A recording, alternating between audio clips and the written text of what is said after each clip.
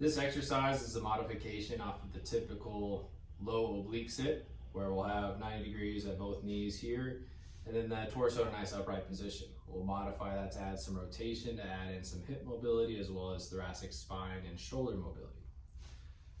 We'll start with a towel on a hard surface or a slider on some carpet. From here, we want equal pressure between left and right arms. Shoulders are not shrugged up towards the shoulders, they're down away from our ears. And then we're gonna sync up either an inhale or exhale as we slide the towel or the slider out away from us, making sure to keep continuous pressure into the hands. And then we'll activate by pulling the hands down towards our hip pockets.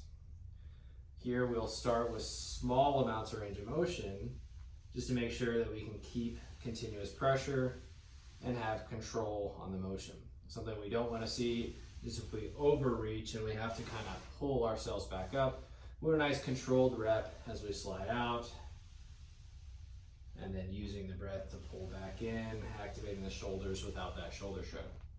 We can also do another option with this exercise is just work with a long exhale as we reach those hands all the way up overhead, really seeking out that hip mobility here. And if we need to, we can kind of inch each arm back up with a little different goal. So strength and mobility through thoracic spine and shoulder. We're just going to go for medium range controlled reps. And then for more hip mobility focus, we can exhale and get to that in range to open up the hip and that lateral sling and come back that way.